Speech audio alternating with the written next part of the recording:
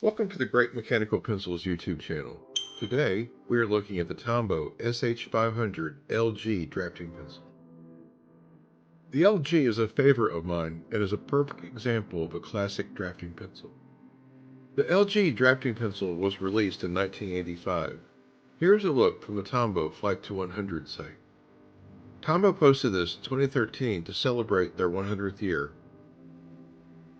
This is also a good resource for pen and pencil collectors, as it seems old Tombow catalogs are harder to find than old pencils.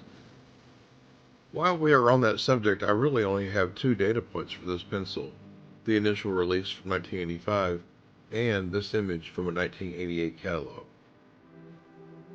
Here is a translation of that image. I can't say with any certainty how long the LG sold past 1988. If you have old Tombow catalogs, please send me some pictures. And as always, I'm probably leaving something out, so if you have something to add, please leave a comment.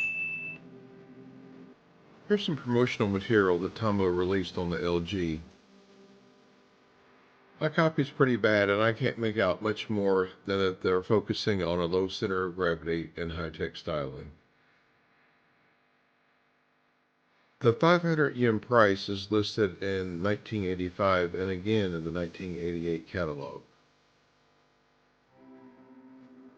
According to inflationtool.com, 500 yen in 1985 is equivalent to about 662 in 2025, or that's about $4.30 US. For that time period, that was not an unusually low price. I have the three sizes listed in the 1988 catalog, and that is 0.3, 0.5, and 0.7 millimeter. There's also a 0.4 millimeter model, but it's pretty hard to find.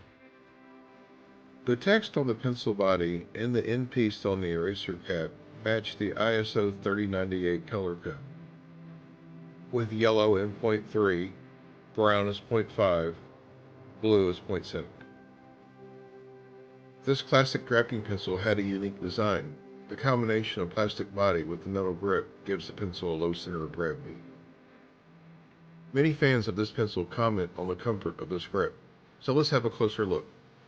Here you can see the rings on the grip. We're going to zoom in and look at how they're machined in just a second. The grooves on the grip are machined threads like you would find on a bolt or a machined screw. Here you can see the start of the threads. And here you can see the end of the thread. Let's examine the threads more closely.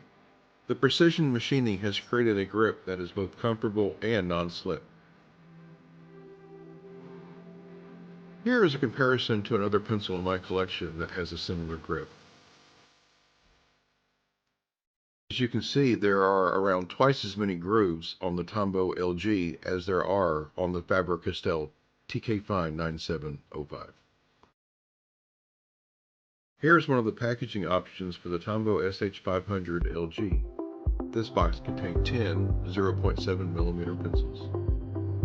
Before we wrap up the video with a demonstration, we're going to have a look at the physical characteristics of the Tombow LG.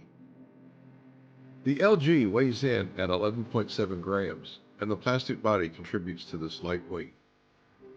The machined metal grip is just slightly wider than the rest of the pencil body, which is around 8 millimeters.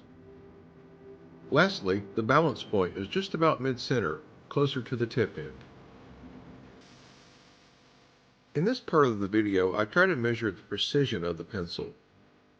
This observation is highly unscientific, based on just one sample, so your experience may differ. Also, the pencils I use for my collection are visibly worn, so newer ones might perform better. Off camera, I knocked each pencil 10 times and measured how much lead was extended. I repeated this 10 times for each pencil and took the average. If we take this and divide by 10, we can get a pretty good idea of how much lead is extended every time you knock the pencil. While this may not matter to most people, some users and collectors prefer a very fine control over the amount of lead that is extended, and generally prefer less over more. Here is a precision comparison for some of the other 0.3 millimeter pencils in my collection. In my test, My 0.3 LG ended up just under my Pilot High Mecha, and also beat out 2 other models that are still available for sale.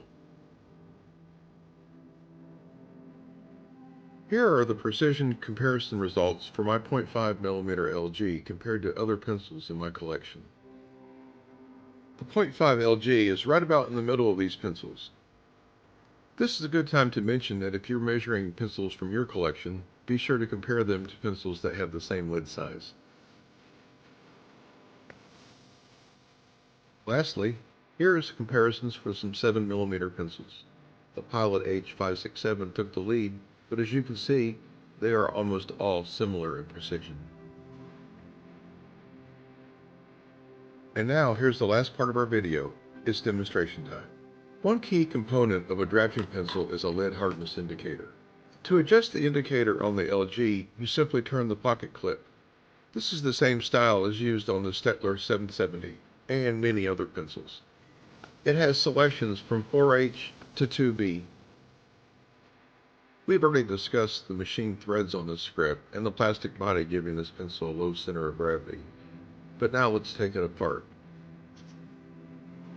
Start by removing the eraser cap and the eraser. As you can see, this pencil does have a lid jam clearing rod. From here you can see a plastic lid tube, but to be honest, it's about as far as I can take this thing apart. Next, remove the tip. I wanted to take a second here and appreciate these tips. They are pretty cool looking. The step design with the chamfered edge provides for great visibility. This pencil comes with a 3-jaw brass chuck.